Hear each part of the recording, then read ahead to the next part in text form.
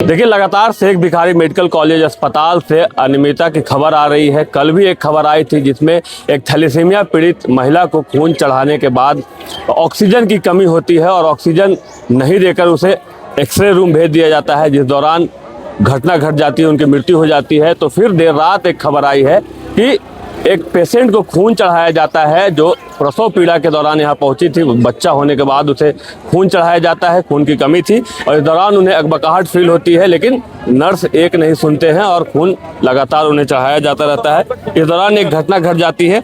विधायक प्रदीप प्रसाद यहाँ पहुंचे हैं। लगातार अस्पताल से ऐसी खबरें आ रही हैं, अनियमितता की खबरें आ रही हैं। इरफान अंसारी लाख दावे कर ले, लेकिन पिछले 24 घंटे में 2 महिलाओं की मौत हो गई है। अभी एक और मौत हो गई आईसीयू में। तो किस प्रकार से देखते हैं, क्या व्यवस्थाएं हैं? पहली बात तो आप लोग से नम्र निवेदन करेंगे कि जिनका नाम लिया उनको मेरे सामने उनका नाम नहीं लेने मत लीजिए। दिन खराब हो जाता और उनका नाम लेना कहीं से पाप वाला ही काम, पाप का भागीदारी मत बनिए। उनका नाम लेना भी पाप ही होगा, तो उनका नाम मत लीजिए। और जो सदर अस्पताल की अव्यवस्था है किसी से छुपा नहीं। इतना बढ़िया जच्चा बच्चा दोनों था, उस तरह का जान चला गया। जो सिस्टर थी 3000 रुपया उनसे ज़बरदस्ती पैसा भी लिए, 50 रुपया उसको फ़ोन पे में भी लिए। तो इस तरह का जो हो रहा है, तो अभी उपायुक्त महोदय से बात किए, नए हैं, सारे मामले उनके संज्ञान में है और उनकी बातों से लगता है कि वो कार्रवाई करेंगे और कार्रवाई वो देने देर करने जा रहे हैं। थैलेसीमिया की पीड़ित महिला भी आई थी। नियमित तौर पर अस्पताल आती है थैलेसीमिया पीड़ित जो पेशेंट होते हैं।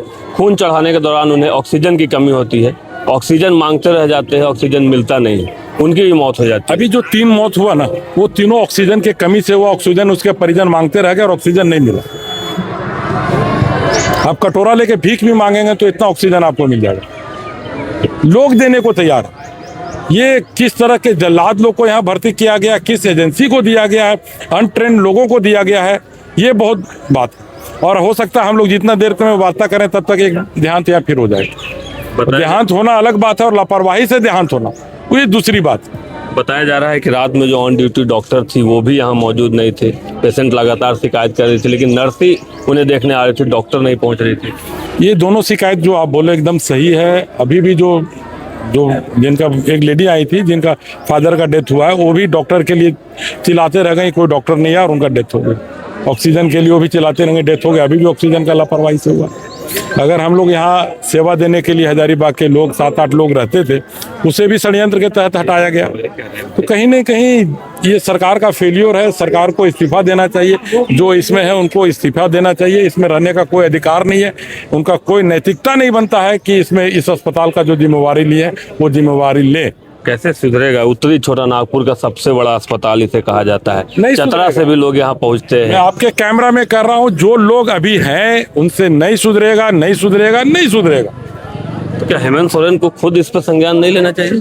बिल्कुल लेना चाहिए। और मैं जाऊंगा कल उनसे मुलाकात भी करने के लिए, इसी प्रयास में जाऊंगा कि सुधरेगा कि इसको इसी तरह छोड़ दें मरने के लिए। यहाँ कौन लोग इलाज करने के लिए आते हैं? जिनके पॉकेट में 1000-2000 रुपया नहीं रहता, 5000 रुपया नहीं रहता, वो लोग इलाज करने के लिए आते हैं। उनसे 3-3 हजार रुपया ले गए, फोन पे के माध्यम से पैसा ले रहे हैं। क्या भ्रष्टाचार का पराकाष्ठा है, भ्रष्टाचार का पराकाष्ठा। कोई इंसानियत नहीं है। अभी वो बच्चा कैसे रहेगा? उसको प्राइवेट में हम लेके भेजे हैं। जहाँ तक हो सकेगा, जितना दिन तक हो सकेगा, मैं उसका सेवा करूंगा, लेकिन इंसानियत मर गया है। विधायक प्रदीप प्रसाद क्या करेंगे? चूंकि जनप्रतिनिधि तो आप ही हैं यहाँ के, शिकायतें आप ही के पास आपके कैमरा के सामने कुछ नहीं बोल सकते क्या करेंगे। अगर इन लोग सही भाषा में नहीं सुधरेंगे, मुख्यमंत्री महोदय से मैं इसी काम के लिए मिलने जा रहा हूँ, तो हो सकता है विधायकी भी जाए तो भी चलेगा, लेकिन दूसरे भाषा में मैं आऊँगा। तो देखिए, सदर विधायक प्रदीप प्रसाद से देखिए अभी भी लोग फरियाद लगा रहे हैं। काफी पिछले 24 घंटे में यहाँ पर ऐसी 3 खबरें आई हैं जहाँ पर 3 लोगों की मृत्यु हुई, 3 महिलाओं की मृत्यु हुई है। पहली खबर देर शाम आई थी जहाँ पर एक थैलेसीमिया पीड़ित महिला खून चढ़ाने के लिए जो रेगुलर यहाँ पहुँचती थी, उनकी मृत्यु हो जाती है।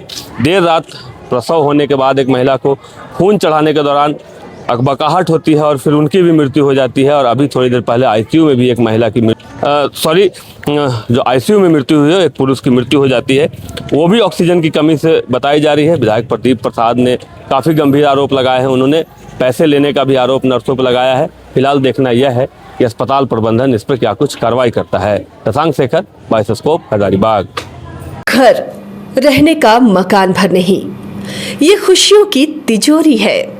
दरवाजे पर दस्तक देता पड़ोस, खिड़कियों से उमड़ आता आसमां, तारों में उलझी ऐसी न जाने कितनी दास्तां। कहती हैं चले डायमंड सिटी, एक सफर हम सफर के साथ अपने घर तक। Diamond city, life long bonding, 500 से ज्यादा खुशहाल डायमंड परिवार। जल्दी करें, सिर्फ 200 फ्लैट बाकी। आज ही बुक करें अपना आशियाना।